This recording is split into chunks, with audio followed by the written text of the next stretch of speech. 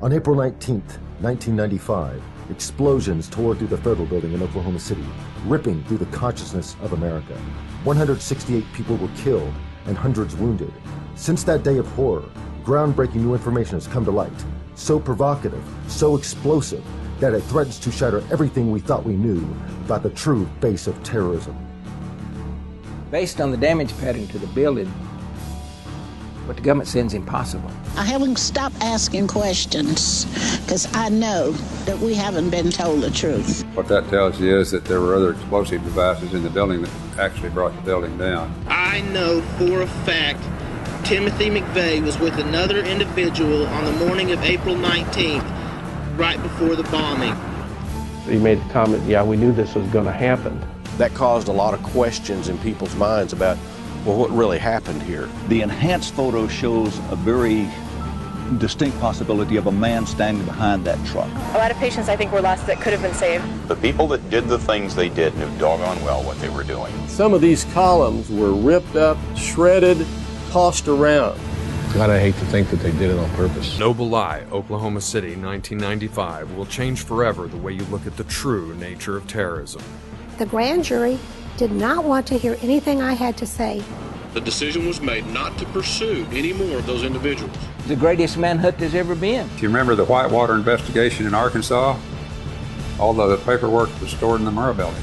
Hey, somebody knew about a prior bomb threat. Every bit of important evidence has brought us to the Oklahoma City bombing. Well, we can prove clearly that the official story is a fraud, that the government was involved and is using it to demonize good Americans.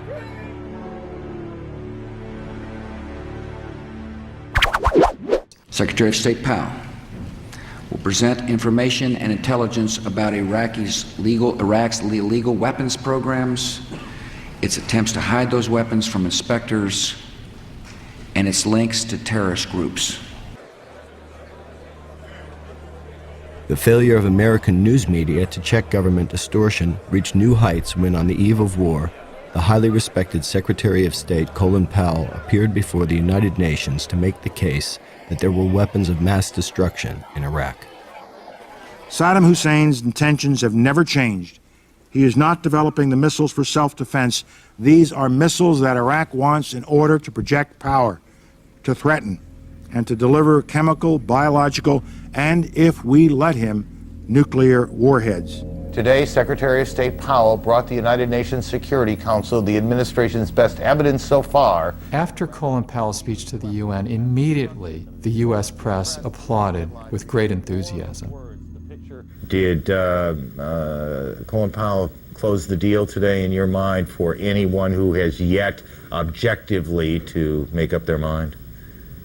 I think for anybody who analyzes the situation, he has closed the deal. This irrefutable, undeniable, incontrovertible evidence today, Colin Powell brilliantly delivered that smoking gun today. Colin Powell's outstanding today. I mean, it was lockstep. It was so compelling. I don't see how anybody at this point cannot support this effort. He made a wonderful presentation. I thought he made a great case for the purpose of disarmament. It was devastating. I mean, and overwhelming abundance of the evidence. Point after point after point. He just flooded the terrain with data. It's the end of the argument phase. America has made its case. The Powell speech has moved the ball. I think case is closed. Continuar con el macabro negocio de la guerra en Irak y Afganistán, iniciada por ellos mismos a partir del 11 de septiembre de 2001, necesitaban un golpe de efecto que movilizara nuevamente a la opinión pública norteamericana en pro de su guerra mundial contra el terrorismo, pues el 11S quedaba ya muy lejos. Ese golpe de efecto serían los atentados del 11 de marzo de 2004 en Madrid, donde morirían 191 personas y más de 2.000 resultarían heridas de gravedad. Exactamente 911 días después de los atentados de Nueva York y Washington. 911, una cifra en la que al separar el 9 del 11 obtenemos la fecha en inglés de dichos atentados. ¿Casualidad? ¿O algún tipo de clave secreta militar? A las pocas horas del atentado, Bush diría: los asesinatos de Madrid nos recuerdan que el mundo civilizado está en guerra. Nunca antes un suceso allende los mares había tenido tanta repercusión en los medios de comunicación estadounidenses. George Bush se colocaba 7 puntos por delante de Kerry. Por otro lado, el 1 de marzo de 2004, y solo un día después de la visita del secretario general de la OTAN al Estado español, esta organización publicó una nota de prensa en la que anunciaba que iba a realizar su ejercicio anual de gestión de crisis CMX del 4 al 10 de marzo de 2004 en diversas capitales de los Estados miembros. Una de ellas sería Madrid. El ejercicio consistiría en un simulacro de una operación antiterrorista en el que intervendrían multitud de personal militar y civil vinculado a la OTAN, que tendrían vía libre durante aquellos días para moverse por Madrid con toda clase de material militar, algo que llevaron a cabo con total impunidad y sin control alguno por parte de las autoridades locales. Al día siguiente de que la OTAN diera por finalizado su ejercicio antiterrorista, sucedía la tragedia.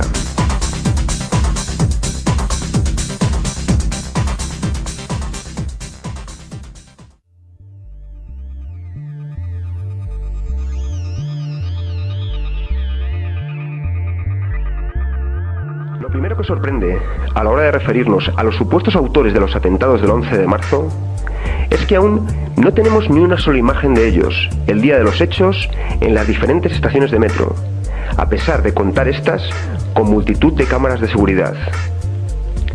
Sorprendente fue también que todos los imputados en el juicio por los atentados no solo negaran su participación en los hechos, sino que los condenaran rotundamente. Algo atípico en unos islamistas fanáticos que deberían de estar orgullosos de sus acciones. Recordemos que muchos de ellos, como el egipcio, acusado desde el primer momento, tanto por la prensa como por la policía, de ser el cerebro del 11M, quedaron en libertad sin cargos. Pero para entender esto un poco mejor, conozcamos a los supuestos autores. Casi todos los acusados estaban bajo algún tipo de control policial, incluidos los supuestos autores materiales, pues se trataba de contrabandistas locales, chorizos de barrio, estafadores, traficantes de droga y en algunos casos confidentes de la propia policía.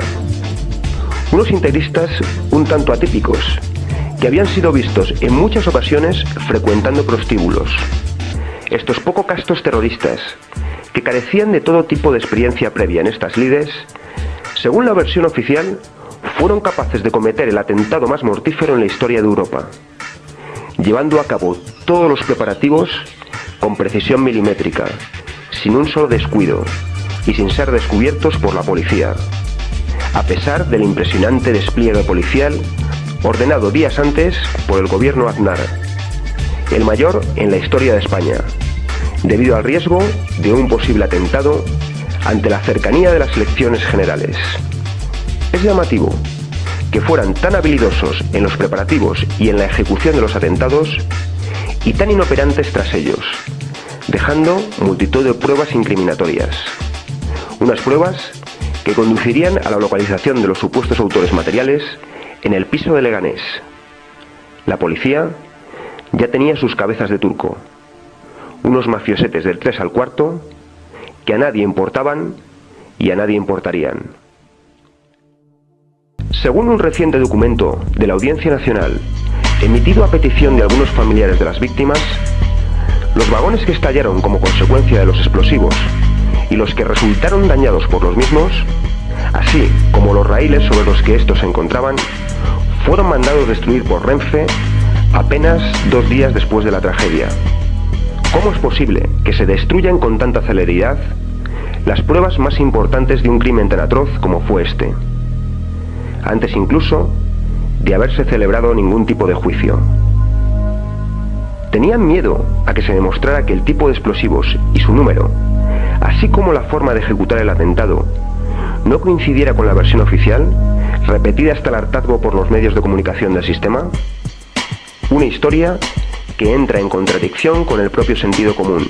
Pues ¿cómo es posible que varias mochilas pudieran ser dejadas y permanecieran debajo de los asientos de los trenes, en plena hora punta, con los vagones atestados de gente, durante varios minutos, sin que nadie se preocupara por el contenido de las mismas, que algún amigo de lo ajeno quisiera apropiarse de ellas, o sencillamente que una persona amable apercibiera al dueño de la mochila del hecho de que se la estaba dejando olvidada? Por el contrario, los terroristas tuvieron la suerte de que las mochilas permanecieron debajo de los asientos hasta el final, sin que se produjera ninguno de los anteriores supuestos. Es más, serían tan afortunados que ni una sola cámara de seguridad de las miles que hay en las estaciones recogería ni uno solo de sus movimientos. Según la policía, fue descubierta alguna mochila que no llegó a explotar, con explosivos y un detonador bajo los asientos. Unas pruebas que coincidirían con las halladas en la furgoneta abandonada a las afueras de la estación donde tomaron los trenes, y en la cual, casualmente, de nuevo la casualidad, había varias cintas con versículos del Corán que pertenecían a estos atípicos integristas que traficaban con droga, robaban móviles e iban a prostíbulos. Todo esto sirvió para crear el mito de las mochilas bomba debajo de los asientos. Un mito que la prensa oficial se encargó de reproducir a las pocas horas. Por otro lado, existen testimonios que afirman haber oído más de una explosión en un solo vagón, e incluso explosiones fuera de los vagones. ¿Cómo se explica entonces la versión oficial, según la cual solo se introdujo una mochila bomba en cada vagón? Tres explosiones. ¿Qué iba a ser el tren? ¿Ha sido dentro del tren o ha sido en la vía? Fuera, pues habían puesto algo en la vía. ¿Y qué ha sucedido? Se nos ha dicho que en la estación de Atocha solo hubo 3 explosiones. En las imágenes ya se había producido al menos una. A continuación, se produciría la segunda, por lo que después de esta solo quedaba una. Juzguen ustedes si en las siguientes imágenes ven una o varias explosiones.